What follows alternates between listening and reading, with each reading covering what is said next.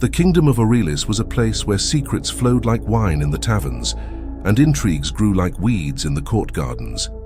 The Ebony Palace, erected upon an imposing hill, dominated the landscape like a monument to power and mystery. Its black marble towers were reflected in the waters of the winding river that cut through the kingdom, surrounded by dense forests that seemed to whisper ancient tales. The air around the palace carried an aura of ancestry, as if each stone held the memories of past generations. The kingdom was cloaked in a mantle of secrets, and even the gentle breeze seemed to whisper the conspiracies that grew in the shadows. Queen Aveline, with her enigmatic countenance and silent elegance, and Prince Adrien, her right hand and heir, ruled with a mixture of firmness and subtlety.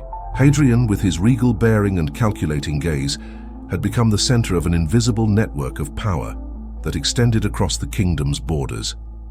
His observant eyes rarely let anything slip that could destabilize his position. However, even he, with all his acumen, did not have full control over the mysteries that pulsed within the palace. The corridors of the Ebony Palace had eyes and ears of their own, and its inhabitants, whether aware or not, were puppets in the hands of forces operating beyond visible politics. Far from the throne room, where the royal councils gathered, there was a part of the palace where life flourished in a visceral and vibrant way: the royal kitchen, a refuge of aromas, heat, and movement. It was a world apart, pulsating with the energy of knives hitting chopping boards, pots boiling over high flames, and the muffled voices of servants rushing back and forth. The flames from the furnaces and stoves cast dancing shadows on the stone walls, while the air was impregnated with the smell of fresh herbs, freshly baked bread, and meats being prepared with precision. At the center of this effervescence was Marie, the young chef who commanded the kitchen with dexterity and discipline. Her eyes, ever attentive, seemed to capture every detail around her, and her hands moved with the agility of someone born to master that environment. The kitchen was her kingdom, and there she was queen. The way she manipulated simple ingredients and transformed them into true culinary works of art was a source of admiration and envy. Although young, her fame as one of the best chefs in the court had spread throughout Aurelis. But behind this impeccable skill, there was a mystery surrounding Marie. Born under humble circumstances, her sudden rise in the royal kitchen had always sparked murmurs among the servants and nobles. The whispers about her past followed her like a shadow, something she tried to ignore, but that never completely disappeared. Furtive glances and muffled comments were constant. However, no one dared to directly question her competence, for the taste of her creations silenced even the sharpest tongue. That night, an intimate dinner would be served, organized by Prince Adrien. The purpose of the event was more than social. It had a hidden intention: to get to know his betrothed Princess Selene of Nereth better. The rumors about Selene were as mysterious as the court of Nereth itself. No one knew much about the princess, except that she was beautiful, with deep eyes and hair as black as a starless night. The kingdom of Nereth had always been distant, both geographically and politically, and its sudden alliance with Aurelis had aroused curiosity and distrust. The dinner, therefore, would be more than a simple meeting. It was a careful dance of power and discoveries. As the servants prepared the grand table in the dining hall, adorning it with silk tapestries, silver candelabra, and a softly crackling fireplace, Marie was deeply concentrated in the kitchen. The main course of the night would be duck stuffed with figs and pomegranate sauce, a recipe that required precision and skill. Marie's hands moved almost mechanically as she prepared the ingredients, her gaze fixed on the work, but her mind wandering. There was something about that night that made her uneasy, a feeling that the tensions in the court were about to reach a boiling point. As the dinner progressed, Marie finished the final touches on her dish. The servants moved quickly, carrying trays and glasses of wine, but even they could feel the tension in the air. The silence that hung over the dining hall was unusual, as if everyone present was waiting for something to happen. Selene, seated next to Adrien, remained firm, but there was a slight tremor on her lips, something that Marie's trained eyes immediately noticed when she peeked through the kitchen's ajar door. The atmosphere was dense, and suddenly, a voice rose above the crackling of the fireplace. It was Prince Adrien, and his voice carried restrained anger, a mix of disappointment and fury. "How dare you hide this from me, Selene?" His words cut through the hall's silence like a sharp blade. The servants froze in their places, exchanging nervous glances. Marie, still hidden in the doorway's shadows, felt her heart race. Something serious had been discovered, and the tension in the air was palpable. Selene, the princess with dark hair and mysterious eyes, did not show fear. Her posture remained firm, but her eyes revealed a mix of frustration and sadness. She rose slowly without breaking eye contact with Adrien. "I did not hide anything from you, Adrien." Her voice was low, but each word seemed to weigh in the air. "I merely protected something that does not concern you." The hall was engulfed in an even deeper silence. The servants tried to appear invisible, while Marie, with her ear pressed to the door, caught every word. Adrien, consumed by restrained rage, knocked over his wineglass, which fell to the floor with a dull sound, staining the white linen tablecloth with the crimson liquid. The gesture was enough to break the tension. Amid the confusion, as the servants hurried to clean up the mess and murmurs began to take over the hall, Marie made a decision. Something in those words between Adrien and Selene deeply unsettled her, and she could not ignore the feeling that something greater was at stake. With calculated movements, she slipped back into the kitchen. Her thoughts spun as fast as her hands, which a moment ago were skillfully twirling the knife between her fingers. The servants' whispers spread rumors that a letter had been found among the linen napkins, and that somehow this letter had been the catalyst for all the chaos. Marie knew that if this were true, the letter had probably been discarded in the rush to clean the hall, and so she waited patiently until the turmoil subsided. Hours later, when the kitchen was empty and the dinner's agitation had finally dissipated, Marie began her search. She moved precisely among the tables, checking every corner, every piece of fabric that might have been left behind. And then she found it. A crumpled piece of paper stained with red wine, stuck under one of the tables. Her heart raced as her fingers gently unfolded the paper. Her eyes quickly scanned the words written in familiar handwriting, and when she reached the end, her body froze. The name signed at the end of the letter made her feel as if the ground were disappearing beneath her feet. "The Queen must not know, Marie. The pact we made was for your safety. Princess Selene can protect us, but you must be prepared for what is to come. Madeline." Her mother's name was signed on the letter. Her mother, who had mysteriously disappeared 20 years ago, and whose absence had always been a ghost hovering over Marie's life. The shock left her motionless for a moment, as her hands held the letter as if it were the only thing linking her to the past. Her mother's name brought back all the unanswered questions, the vague memories and the pain of an absence that had never been explained. Marie could not sleep that night.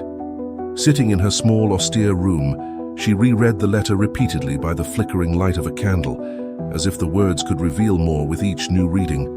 Each phrase echoed in her mind like an ancient enigma, a fragmented clue she could not fully unravel. The pact her mother, Madeline, mentioned. A pact with Selene. To protect her. But from what? Or from whom? For as long as she could remember, her mother's story had been a shadow in her life, full of gaps that no one dared to fill. Madeline had disappeared when Marie was still a child, and the silence that followed her disappearance was as deafening as the physical absence. Growing up with rumors and speculations had never been easy, and Marie's position at court had always been marked by a certain detachment. Her mother's origins were humble, and her sudden rise to the royal kitchen had been as sudden as it was mysterious. Even now, Marie knew that her presence in the palace provoked glances and veiled whispers, but no one dared to speak openly. No one dared to challenge the silence. That night, the silence of all those years seemed to have been broken, and the letter in her hands was the key to opening the door to a past she thought was buried. Lying in the narrow bed, the rough sheets bringing little comfort, Marie stared at the ceiling, trying to put the loose pieces of the puzzle in order. Her mother had disappeared. Selene was involved, and now Madeline's name resurfaced like a specter, threatening to bring to light secrets that could shake everything Marie thought she knew. The distant sound of voices in the corridors interrupted her thoughts. The court never fully slept, especially on nights of important events like that one. But that night the voices seemed more agitated. There was a palpable nervousness in the air, as if something bigger was about to happen. Marie felt it in her bones, the kind of premonition that came from the depths, like a dark wave approaching a calm beach. Finally, tired of fighting the restlessness, she got up. She carefully placed the letter in the pocket of the apron hanging on the chair next to the bed and left the room, moving towards the only person who might give her answers, Lord Oswald, the old palace butler. He had served the royal family for decades, and his prodigious memory of everything that happened at court was legendary. If anyone knew something about her mother, it would be him. The palace corridors were long and cold, the ancient stones exuding a damp and slightly salty air, as if the palace itself breathed with the flow of its intrigues. Marie walked with determined steps, but her mind was a storm of doubts. What would she ask? And more importantly, how would he respond? Oswald had always looked at her with a mixture of sympathy and caution, as if he knew more about her than he let on. She found him in the great servants' hall, a dark antechamber where he usually organized the final details of the court's orders. He was sitting in a worn armchair, glasses perched on his nose, and a stack of parchments by his side. When Marie entered, he raised his gaze and his greyish eyes studied her with an intensity she did not expect. "Lord Oswald, may I ask you a question?" Marie asked, trying to keep her voice firm but feeling her heart speed up in her chest. Oswald tilted his head to the side, his eyes evaluating her for a moment before responding, "Of course, my dear. Although I have the feeling that this is not just any question." Marie hesitated for a moment, feeling the weight of what she was about to reveal. She took a deep breath and decided to get straight to the point. "What do you know about my mother, Madeleine?" The words came out with more force than she intended, and Oswald's expression changed from curiosity to something darker. He slowly removed his glasses and set them aside, as if preparing for a long conversation. "Madeleine," he began, his voice low and measured. "Yes, I remember her. An impressive woman, strong, fearless, and like you, a valuable piece in this complex game that is life at court." Marie leaned forward, capturing every word. "There are rumors, I know. They say she got involved in something dangerous, something that made her disappear. But no one ever told me the truth, and now..." She hesitated, feeling the weight of the letter in her pocket. "Now I've found a letter from her. She mentions a pact. Something with Selene, the Princess of Nereth. What does this mean? And why did my mother need to protect me?" Oswald remained silent for a long moment, his gaze fixed on the old stones of the floor. When he finally spoke, his voice was graver, almost a whisper. Madeleine got involved in something bigger than herself, a pact that involved not only Nereth, but the future of Aurelis. It was a carefully guarded secret, and she paid a high price to ensure that secret remained buried. He paused, observing Marie's reaction. "I knew this day would come, the day when the questions would begin to resurface. But I must warn you, Marie, there are stories that prefer to be forgotten, and secrets that, once unearthed, cannot be ignored." Oswald's words sounded like an omen. Marie felt a chill run down her spine. She already knew she was getting involved in something dangerous, but hearing it from Oswald's mouth made her realize how deep this mystery really went. "What do you know about Selene and about this pact?" Marie asked, her voice laden with urgency. Oswald closed his eyes for a brief moment, as if trying to decide how much more he should reveal. When he opened his eyes again, there was a weariness in them that Marie had not seen before. "Your mother had a connection with the royal family of Nereth, something that goes back many years, long before you were born. She made a pact to protect something, or someone, and that pact put her in a very dangerous position. Selene, she is part of this story, but if you truly want to discover everything, you will need to go to Nereth. Only there will you find the answers you seek. But be careful. What you will find may change everything you know about yourself." Oswald's words echoed in Marie's mind as she returned to her room. Nereth, a foreign and distant kingdom, shrouded in mysteries and secrets. And now it seemed her destiny was linked to that place. But what exactly had her mother done? And why was all this coming to light now? That night, Marie could not rest. The letter was kept under her pillow, as if the mere fact of keeping it close could offer some protection against what was to come.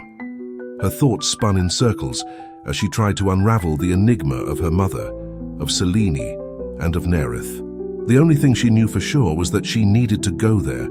If there were answers to be found, They were in that distant kingdom. In the days that followed, Marie devoted herself entirely to planning her departure. The decision to leave the palace had not been taken lightly, but the weight of unanswered questions pressed on her shoulders, making it impossible to continue her routine as if nothing had happened. Her mother's letter had opened an abyss of uncertainties, and the more she thought about what Lord Oswald had told her, the more her determination grew. She needed to go to Nereth, discover the truth behind Madeline's disappearance, and understand what role Selene played in all that. With precise and calculated movements, Marie began to gather the few resources she had. Life in the royal kitchen had given her access to small favors and secrets. She was not wealthy, but her savings were enough for the basics. And more importantly, she knew how to ask for help without raising suspicion. In a life surrounded by intrigues, she had learned to be discreet, and now this skill would be her greatest ally. She made her first stop at the small workshop of Benedict, the cobbler who occasionally made deliveries to the kitchen. A man of few words, but with a network of contacts outside the palace walls. Marie knew he was the right person to provide information on who could help her leave Aurelis without attracting attention. "I need a ride," said Marie, handing him some gold coins in a discreet pouch. "And no one must know about it." Benedict raised his eyes from his work and stared at her for a moment, as if evaluating the nature of her request. He took the coins, spinning them between his calloused fingers, and nodded slightly. "I know someone who can take you far, but as you must know, the road to Nereth is no pleasant stroll. Bandits, mercenaries, you'll need more than courage, girl," he said, turning his eyes back to the boots he was repairing. "Leave it to me. I'll speak with Harold, the wine merchant. He makes trips north frequently and knows the safest shortcuts. And he is discreet." Marie nodded, relieved. The first obstacle was overcome. Harold was a robust man, known for his discretion when the right amount of gold was involved. She had met him a few times in the kitchen, always with barrels of wine for the court. She knew that although he liked to tell stories of his travels, he was loyal to those who paid him well. There were still practical preparations to be made. Knowing she could not arouse suspicion by leaving the palace, Marie began to mentally say goodbye to the things she knew so well. She spent her last days in the kitchen with a sense of nostalgia, harvesting fresh herbs in the garden for the last time and meticulously organizing her knives. The aromatic plants she had cultivated over the years seemed to bid her farewell, and Marie felt a pang of sadness upon realizing her life was about to change completely. On the night before her departure, while the palace slept, she paid a visit to the stone courtyard, the place where her mother had taught her about the different herbs and how each had a purpose: to heal, to poison, to strengthen the spirit. Now these memories seemed distant, as if they belonged to someone else. She picked some rue leaves, known for their protective properties, and stored them in a small leather pouch as an amulet for the journey. The idea that her mother had at some point walked those same paths filled her with a mix of melancholy and determination. When the sun finally rose the next morning, Marie was ready. She left the palace before the bustle began, carrying only a small bag with provisions and tools. The day was grey, and the dense fog made the atmosphere even heavier. Harold awaited her in a wooden cart, alongside barrels of wine that would be taken to distant villages along the road to Nereth. He waved briefly when he saw her approaching. "It's a long way, girl," he said, helping her up into the cart. "But at least the barrels will be good company. They don't talk, but they never betray you." Marie smiled slightly, feeling the nervousness tighten her chest. She settled into the seat beside Harold, her heart beating faster as the cart began to move. The heavy wheels creaked on the stone ground, and the sound echoed through the gate as they left the palace walls behind. The road leading out of Aurelis wound through forests, crossing small, humble villages where people lived their lives in a reality distant from the grandeur of the palace. The tall trees created a canopy of dark green leaves overhead, and the sunlight barely penetrated through the intertwined branches. The air smelled of wet earth and moss, and the forest's silence was broken only by the rhythmic sound of the horses' hooves striking the ground. Everything around seemed shrouded in mystery. As the cart made its way along the uneven and narrow tracks, Marie kept her gaze fixed on the road ahead, her thoughts spinning. Each mile away from Aurelis brought her closer to Nereth, but also to unknown territory. She knew that Prince Adrien was attentive to movements at court, and if he suspected anything, he would not hesitate to send guards after her. The alliance between Aurelis and Nareth was fragile, and the situation between Adrien and Selene remained tense. Marie felt she was treading on unstable ground, where any false move could cause an irreparable rupture. "Will you find what you're looking for in Nareth?"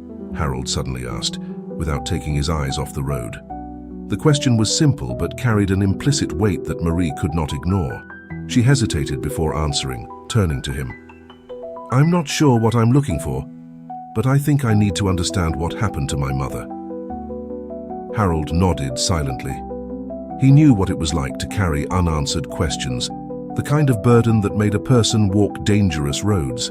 Although he was a simple wine merchant, he had seen enough to know that the world was full of buried secrets, and digging too deep always brought consequences.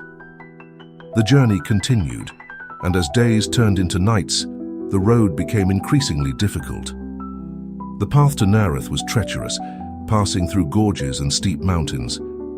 During the day, they faced narrow and dangerous stretches where the cliff at the edge of the road dropped vertiginously into dense, dark forests. At night, they camped under the starry sky, the distant sound of wolves howling on the horizon, and Harold told stories about the ancient legends surrounding Nareth. "They say Nareth is a kingdom of shadows," he began, as he threw another piece of firewood onto the campfire. "A place where the secrets of royal families are kept under lock and key. Selene is no different. Her court is peculiar.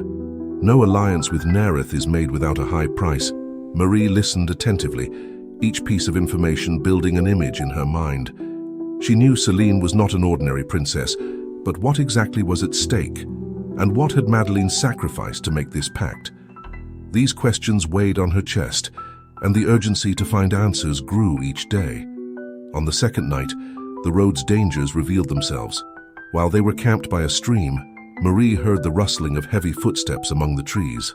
She stood up abruptly, and Harold, ever alert, already had his hand on the knife he carried at his belt. "Bandits," he whispered, his eyes narrowed, staring at the approaching shadows. Marie grabbed the kitchen knife she always kept with her, her heart pounding violently. She was not a warrior, but had learned to defend herself with what she had. Harold signaled for her to stay down while he approached the shadows. Suddenly, the darkness around them broke as several hooded men emerged, armed with swords and knives. The bandits were not interested in the wines, but in what else they could loot from the small caravan. "You two, we don't want to hurt anyone," said one of the men, his voice smooth like poison. "We just want what you have of value."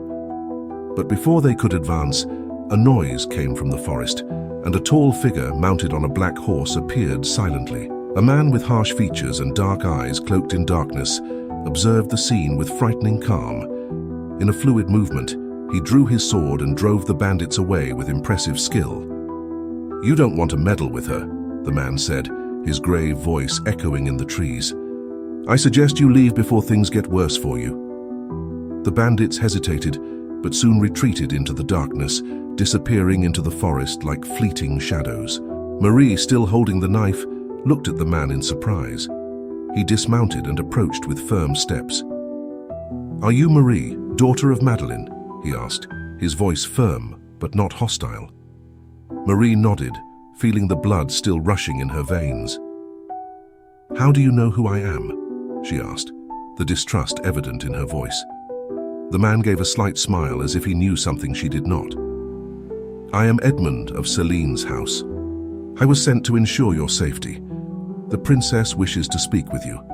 We have little time, Marie. The true enemies are closer than you imagine."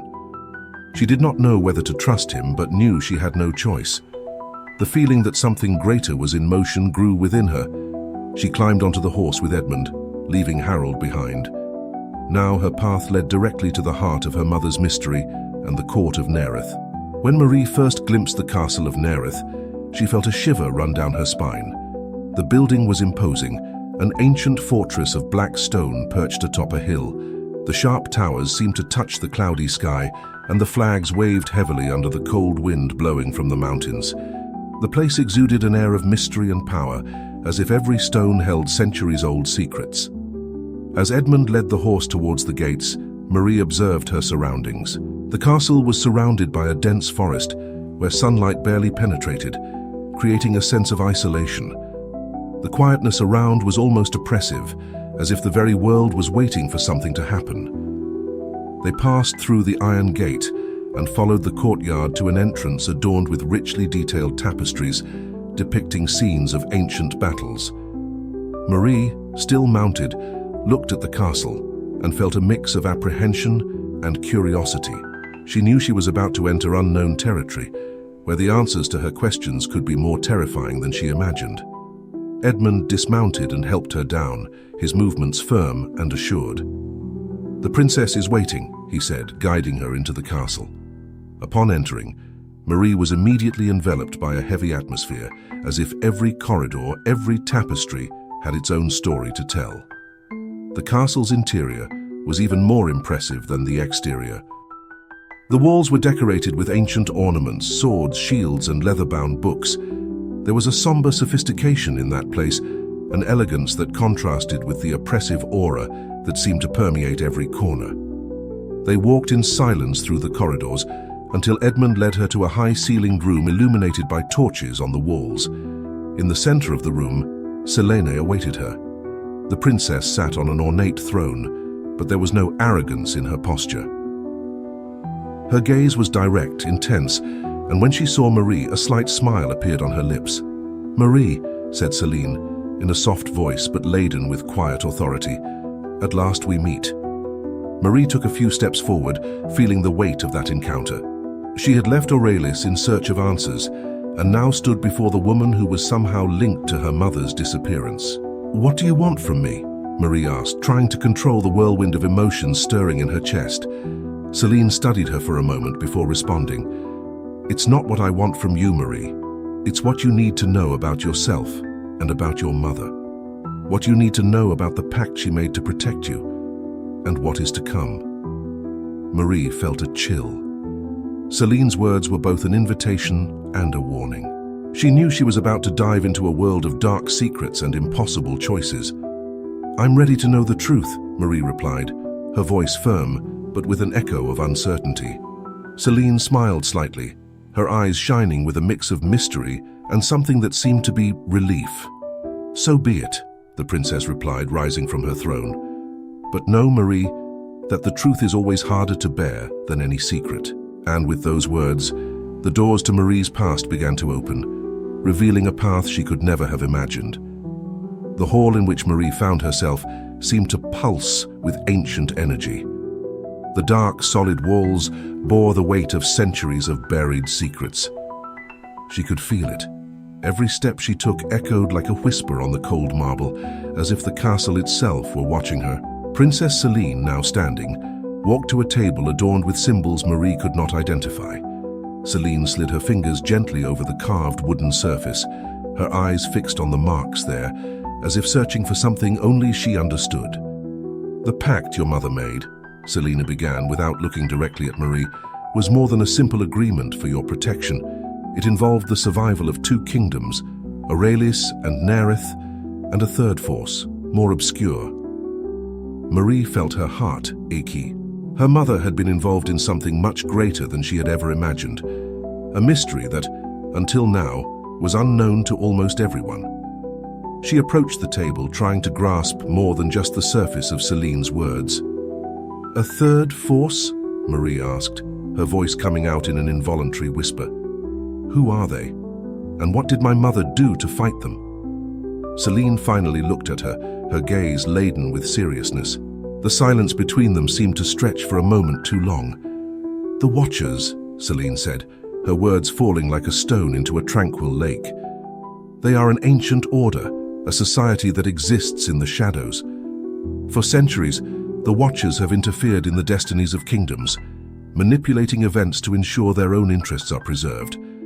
No one sees them, but they are everywhere.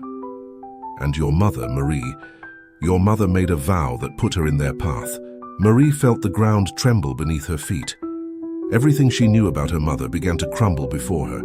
Madeline was not just a woman who had mysteriously disappeared. She was at war against an invisible force, something much greater than anyone in the court of Aurelis could ever imagine. The suffocating silence of the room intensified. Was my mother part of this order?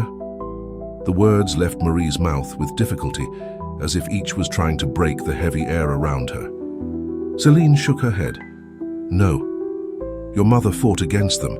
Madeleine belonged to a different group, something more powerful and ancient than the Watchers. The princess paused for a moment, her eyes seeming to search for the right words. Your mother was a Veil Guardian. They are the line of defense between what we call reality and the darker secrets the Watchers try to control. But what few know is that the Guardians pay a high price for their knowledge. And in your mother's case, that price was her life as you knew it. Marie tried to process everything she had heard, but the information came like an avalanche, each revelation opening a new layer of secrets. Veil Guardians? Watchers? She had never heard of any of these orders, but something inside her, a gut feeling, told her that it was all part of something bigger, something that had been in motion long before she was born. Why did my mother never tell me anything? Marie asked, her voice choked with growing confusion and anger. If all this is true, why did she disappear? Why did she leave me alone, without answers? Selene approached her eyes now softer, but still laden with the wisdom of someone who knew the burden she carried. Madeleine tried to protect you, Marie. She knew that if you were directly involved, the Watchers would not hesitate to use you as bait. That's why she disappeared, to keep you out of their reach. But now things have changed. They have discovered your connection to her, and you can no longer stay on the sidelines of this war. The weight of Selene's words hung in the air. Marie knew deep down that her life would never be the same after that moment. The decisions her mother had made, the secrets she had kept, were all being unraveled now, and Marie felt like a pawn on a board she barely understood. And yet, her mother's blood ran in her veins, and with it, the same courage. She knew she could not flee from this battle, not anymore. So what must I do now? Marie asked, her tone firmer than before. I cannot stand by while these Watchers threaten everything. But how will I face them if I don't fully understand them? Selene smiled slightly, a smile that carried both sadness and determination. Your mother left more than just a letter. She knew the day would come when you would have to get involved in this fight, and she prepared you even if you didn't realize it. The princess turned again to the table where an ancient map was open. But to move forward, you will need more answers. The place where your mother began her journey is on the outskirts of Nareth, in an ancient fortress called Eruthis. It is there that she found the knowledge that transformed her into a guardian, and it is there you must go if you want to understand what you are facing. The name Eruthis sounded strange to Marie's ears. She had never heard of that place, but something in its pronunciation seemed to resonate deeply within her, as if her body knew something her mind had not yet processed. She looked attentively at the map, memorizing the path she should follow. Selene continued, now with more urgency in her voice. It will not be easy. The road to Eruthis is dangerous, full of traps and watched by Watcher spies, but Edmund will accompany you. He knows the way and will be your best chance of getting there safely. Marie nodded, even as fear began to grow in her stomach. She knew she was about to embark on something that would put her life at risk, but the desire to know the truth and her mother's legacy was stronger.